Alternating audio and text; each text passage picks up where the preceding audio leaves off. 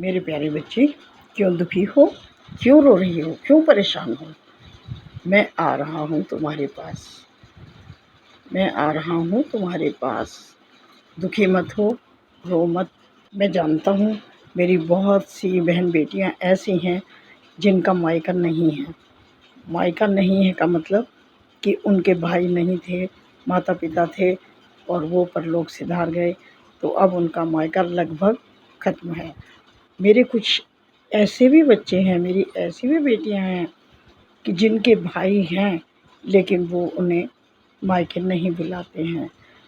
मैं जानता हूँ क्योंकि मैं अपने बच्चों के साथ रहता हूँ और अपने सभी बच्चों का बराबर ध्यान रखता हूँ, क्योंकि मैं उनका परमपिता संरक्षक हूँ।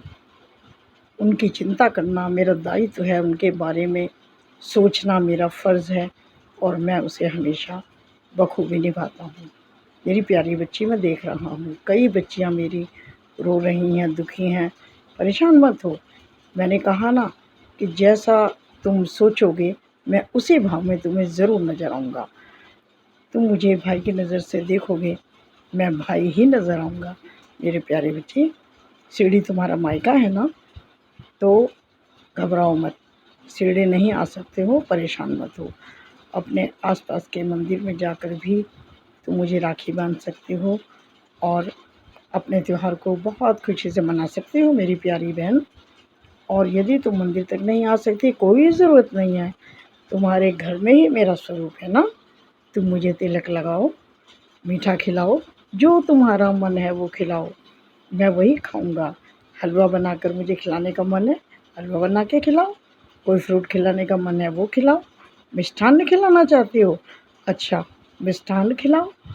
तो मेरी प्यारी बच्ची, तुम्हें परेशान होने की बिल्कुल बिल्कुल ज़रूरत नहीं है। मेरे होते हुए और मेरा कोई बच्चा रोए, मुझे अपने बच्चों की आंखों में आंसू बिल्कुल अच्छे नहीं लगते हैं। आंसू पोंछो मेरी प्यारी बच्ची और मुस्कुराओ, ठीक है? मैं आ रहा हूँ तुम्हारे पास। जब तुम मुझे तिलक करोगी ना अपने घर के अंदर भी, तस्वीर में या मूर्ति में, तो तुम ध्यान से देखना, मेरी स्माइलिंग तुम्हें नज़र आएगी। मैं वहीं हाज़िर हो जाऊँगा, बिल्कुल चिंता मत करना। और आज के बाद कभी भी किसी भी त्योहार पर रोना मत, और ये कभी मत सोचना कि तुम्हारा मायका नहीं है, तुम्हारा भाई है ही नहीं, या तुम्हारे भाई तुम्हें बुला नहीं रहे हैं, या तुम्हें वहाँ मान सम्मान नहीं मिल रहा। बिल्कुल मत सोचना, परेशान मत होना। मैं बैठा हूँ तुम्हारे लिए, हर रूप में मैं तुम्हारे साथ उपस्थित रहूँगा। जिस रूप में तुम मुझे देखना चाहते हो ना मेरे प्यारे बच्चे, उस रूप में देखो। पिता के रूप में देखो, गुरु के रूप में देखो, लेकिन तुम तो मुझे भगवान ही मानने लगे हो। मैंने कभी नहीं कहा मैं भगवान हूँ।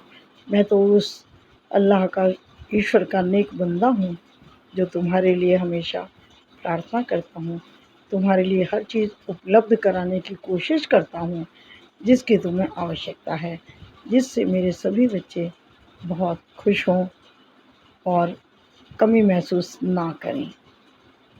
ठीक है, समझ गए मेरे प्यारे बच्चे।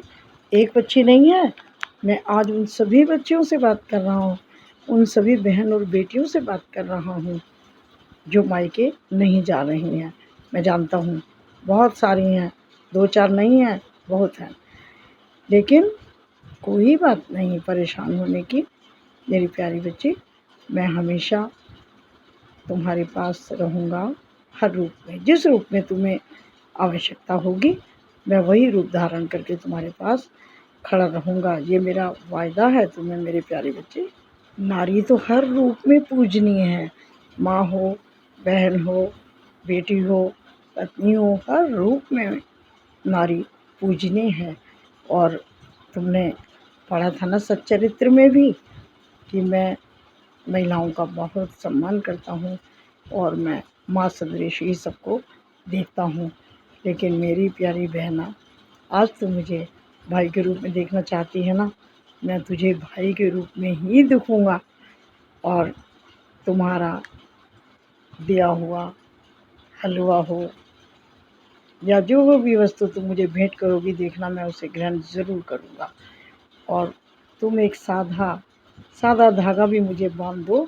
राखी ना हो कोई बात, राखी भी ना ला पाई हो तो कोई बात नहीं मेरी प्यारी बच्ची, मुझे तो केवल भाव चाहिए, मैं तो भाव का ही भूखा हूँ।